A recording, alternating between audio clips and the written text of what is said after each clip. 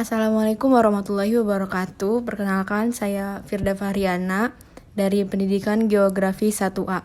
Di sini saya akan menjelaskan tentang batuan metamorf. Apa itu batuan metamorf?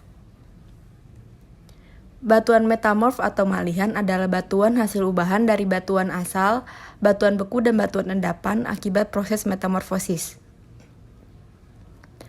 Jadi, batuan metamorf terjadi karena adanya perubahan yang disebabkan oleh proses metamorfosa. Proses metamorfosa merupakan suatu proses pengubahan batuan akibat perubahan tekanan, temperatur, dan adanya aktivitas kimia fluida atau gas, atau variasi dari ketiga faktor tersebut. Proses metamorfosa merupakan proses isokimia di mana tidak terjadi penambahan unsur-unsur kimia pada batuan yang mengalami metamorfosa.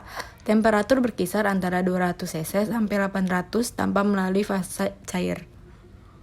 Selanjutnya saya akan menjelaskan tentang faktor-faktor yang dapat menyebabkan terjadinya perubahan batuan. Yang pertama ada suhu. Apabila batuan dipanaskan dalam suhu tertentu akan membentuk mineral-mineral baru yang akan menghasilkan batuan metamorf. Yang kedua ada tekanan. Tekanan tinggi berasal dari adanya endapan-endapan yang sangat tebal di atasnya. Tekanan terjadi jika ada pelipatan dan geseran pada waktu terjadi pembentukan pegunungan. Yang terakhir ada kimiawi. Fungsi kimiawi dalam perubahan batuan sangat penting, karena fungsi dari cairan fluida sebagai media transport dari larutan ke mineral yang akan mempercepat proses metamorfosis. Yang ketiga, saya akan menjelaskan tentang ciri karakteristik batuan metamorf. Yang pertama ada warna.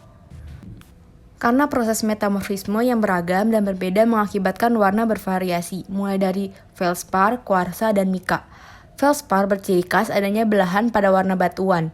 Belahan tegak, lurus, dan memiliki warna merah, bisa juga disebut ortoklas. Jika berbentuk kristal yang berwarna abu-abu atau putih adalah plagioklas. Kemudian warna kuarsa yaitu putih susu atau putih jernih. Batuan dengan warna ini tidak memiliki belahan dengan berbagai bentuk. Yang terakhir adalah mika, yakni batuan yang memiliki belahan dan berwarna putih yang bernama muscovite dan hitam yang disebut dengan nama biotit. Yang selanjutnya ada struktur. Ada dua struktur yaitu foliasi dan non-foliasi. Foliasi bermakna sebagai lapisan pada batuan metamorf dengan bentuk menyerupai belahan. Hal tersebut merupakan hasil dari aktivitas penjajaran beberapa mineral yang berasal dari penyusun utama batuannya. Sedangkan non-foliasi adalah batuan metamorf tanpa belahan. Tidak adanya belahan dalam batuan ini karena proses penjajaran beberapa yang berasal dari penyusun utamanya tidak terlihat sehingga tidak bisa diamati. Yang ketiga ada tekstur. Tekstur yaitu terdiri dari bentuk, ukuran, dan susunan butir-butir mineral batuan tersebut. Akan tetapi ada dua tekstur yang biasanya mudah dijumpai, yaitu relik dan kristaloplastik. Relik atau bisa disebut dengan sisa adalah tekstur batuan asal dari batuan metamorf masih bisa diamati dan terlihat jelas dengan memakai mata telanjang. Kemudian kristaloplastik yaitu mineral dalam kandungan batuan sudah terkristalisasi. Namun sebelum batuan tersebut menjadi batuan metamorf, bisa saja terjadi proses kristalisasi tambahan agar proses metamorfisme semakin baik dan menghasilkan batu dengan kandungan cukup baik. Yang keempat ada bentuk kristal. Bentuk kristal sebagai kandungan batuan ini terbagi menjadi 3 jenis, yaitu euhedral, subhedral, dan anhedral. Euhedral yaitu kristal sempurna namun dibatasi dengan tegas, jelas, dan teratur oleh bidang kristal yang ideal. Bentuk kristal ini adalah yang paling baik di antara ketiga jenis yang ada. Kedua adalah subhedral. Definisi subhedral adalah kandungan batuan yang memiliki kristal terbatasi dengan tidak jelas dan sebagian tidak teratur oleh bidang kristal yang ada.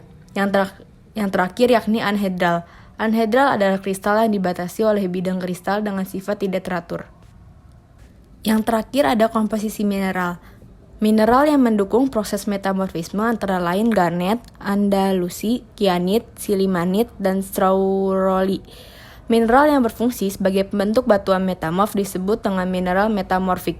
Suhu dan tekanan yang tinggi mampu membentuk mineral ini agar mampu membentuk batuan tersebut.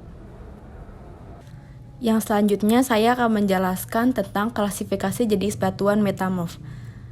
Yang pertama ada batuan metamorf kontak. Batuan metamorf kontak terbentuk karena adanya sebuah peningkatan suhu atau pemanasan dan perubahan kimia yang terjadi karena intrusi magma. Yang kedua ada batuan metamorf dinamo. Batuan metamorf dinamo adalah suatu batuan yang terbentuk karena terdapat tekanan yang cukup besar disertai dengan pemanasan serta tumbukan. Yang terakhir ada batuan metamorf thermal pneumatolik.